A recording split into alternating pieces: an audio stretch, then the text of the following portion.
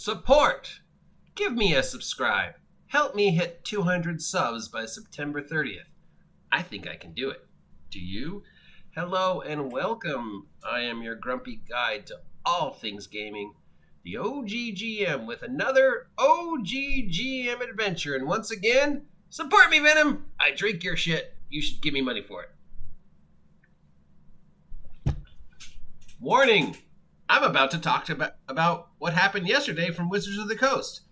So, if the topic of somebody being less than complimentary by the choices Wizards of the Coast makes, or D&D, or Critical Role, upsets you, you should probably stop watching now, because this may trigger you. On the other hand, if you're curious to find out what happened yesterday, keep watching. But I have warned you, I am probably going to say some not nice things about Wizards of the Coast.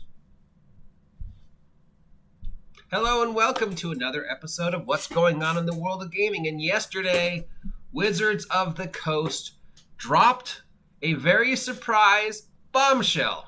There was no hints of this coming, but yesterday, during a Magic Zyndakar's Adventuring Party live stream, there was an announcement for what a Dungeons & Dragons doing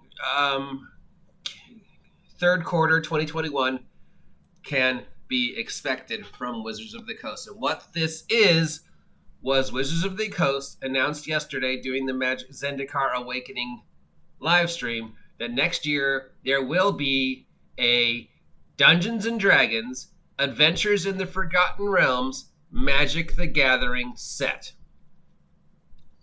No other details are known. In fact, we don't even know if this is a joke or for true, but we do know it is expected, according to these, quarter 3 of 2021, there will be a Magic the Gathering Dungeons & Dragons expansion. It will be black bordered, so it will be legal to the current rules, or at least until the rules change, which, you know, with Magic the Gathering, the rules are constantly changing. So, next year, at some point in time, quarter 3, so that's fall, early winter, Dungeons & Dragons Adventures in the Forgotten Realms Magic the Gathering. So we will have Magic the Gathering lands, Magic the Gathering creatures, Magic the Gathering legends, Magic the Gathering artifacts, Magic the Gathering planeswalkers, all based upon individuals from the Forgotten Realms. So I'm sure there will be a Drizzt legend or planeswalker and an Elminster legends or planeswalker, and, you know, whatever, Zastam, Thay might be a land. I don't know, because they're not telling anything about it. They dropped this bomb yesterday, and then they quickly ran away and just left it there for people to go, what? Now, some people are obviously very excited about this. Magic the Gathering and D&D working together? Does that mean that the Magic the Gathering stuff will now be D&D legal?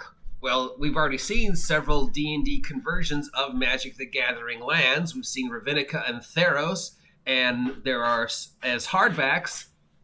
And then on the softback side, from the drive-through Dungeon Masters Guild, they've done Dominia, Ravinica, a couple of the other lands as PDFs. So we have seen Wizards of the Coast converting Magic the Gathering settings to D&D. This should come as no surprise. In fact, most of us expected that there would be a Magic the Gathering Dungeons & Dragons crossover in 4th edition. 4th edition made it very clear its target audience was Magic the Gathering players and World of Warcraft / type game players, EverQuest type like that. So 4th edition's target audience was Magic the Gathering players. So the fact that where everybody thought that 4th edition was going to be Magic the Gathering, the role-playing game. In fact, some people think it should have been. We will talk about that in a different vlog, and I have talked about it before. 5th edition's target audience seems to be more of the Critical Role YouTube audience, video game audience, and not the Magic the Gathering audience. But as we know, about a year or so ago, during the quarterly reports, the CEO of Hasbro made it very clear that going forward, they wanted to see Magic the Gathering and Dungeons and Dragons weave together and eventually become one single solitary product line as instead of competing each other. Now, what does this mean? I mean, other than we will see Wizards of the Coast, Dungeons and Dragons, Forgotten Realms, iconic examples in this set. What is the mindset here? Well, obviously the mindset is we want to merge Magic the Gathering and D&D because that's who we think our target audience is. We want to get that Magic the Gathering money to start coming back to D&D because there has always been a very much of separation between D&D players and Magic the Gathering players. Often a very violent separation between D&D players and Magic the Gathering players. Now, there are some players of D&D who also play Magic, and there's some players of Magic who also play D&D. Some people who play D&D who started playing Magic and left it. Some people who are playing Magic and got interested in D&D. So there's always been a crossover as well as a separation. So a combination was inevitable. In fact, I think it's, from a monetary marketing point of view, I'm surprised they waited this long since we all expected it to happen during 4th. This late in 5th to do a Forgotten Realms Magic the Gathering booster set, what seems strange since, we're starting to see the beginnings of the hints of what 6th edition is going to look like. But obviously it's to make money, and it's hoping to bring the Magic the Gathering money to D&D. Now, people say, oh, well, last year Dungeons and Dragons had amazing sales. It doesn't mean doesn't need money. It's selling great. And yes, was the number of the role-playing games that are available at the Barnes & Noble Markets place, which is where those numbers come from, your general everyday run-of-the-mill bookstore, not friendly local game stores like Barry's store in Arcata, California, North Coast Role Playing. Go there. The number one selling product was Dungeons and Dragons last year, mostly because Critical Role. But your Dungeons and Dragons money and your Wizards of the Coast Magic the Gathering money are two complete things. A Dungeons and Dragons purchase might be once, twice, once a month, twice a month maybe. You make the big purchase for the books. Then you don't need anything else until a splat book comes out that you may or may not be interested in. So the compulsive buying of D&D is dice and figures. And again, unless you're a Laura Bailey hoarder, how many dice are you really going to buy every time you go into a store? And how many figures are you going to buy every time you go into a store? While Dungeons and Dragons players are usually, have the older generation, people like me who have disposable income, the younger generation tends to go for the much more flashy disposable income, which is what Magic the Gathering hooks onto, that addictive quality of buying the packs, opening the packs, not knowing what you're getting.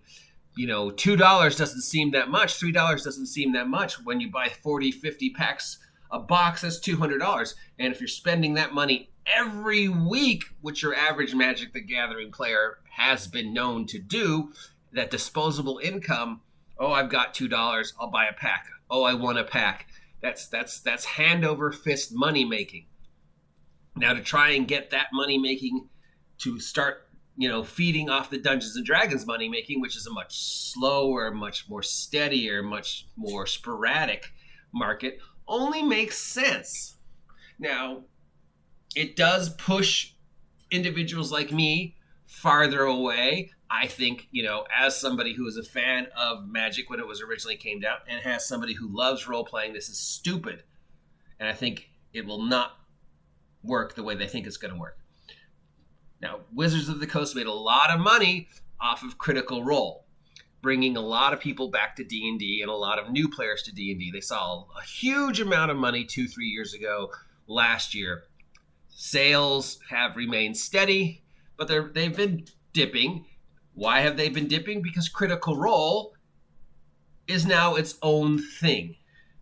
And Mercer is slowly changing the rules. And even though there are Critical Role products that are supporting D&D, all that money goes to the corporation of Mercer and Company. So all that Critical Role money that they were making 2 years ago, most of that is now going directly to Mercer and Company and bypassing Wizards of the Coast. In fact, Wizards of the Coast has to find themselves giving them money. Here, we will sponsor D&D Beyond will sponsor you. So here is money for you to shill our product during your thing, Critical Role. So the Critical Role money is now going directly to Critical Role pockets and missing Wizards of the Coast pockets. So this is a way for them to fill that gap by milking the Dungeons and Dragons Magic inevitable crossover. This was inevitable. I mean, it was going to happen. We always knew it was going to happen. Magic the Gathering came from a D&D game. The original legends, the original ideas in the very first set and in Antiquities, all from D&D characters, all from a D&D game. Garfield had made this thing on 3x5 cards as a way for them to spend time while they were waiting for the people to show up or the game to start. So, Wizards Magic the Gathering wouldn't exist without a D&D game. So the inevitable birthing of the two together is just goes without saying. Obviously, the goal is to make money. Obviously, the goal is to combine the creativity of the Wizards of the Coast Magic the Gathering half and the Wizards of the Coast Dungeons and Dragons half into one streamlined organization that produces product that is interweaved. Magic the Gathering and Dungeons and Dragons will eventually, if the CEO of Hasbro gets his way, become the same thing. That way they can just cut the loose chaff, like letting Kate Welsh go, and Jeremy Crawford can just continue to force his woke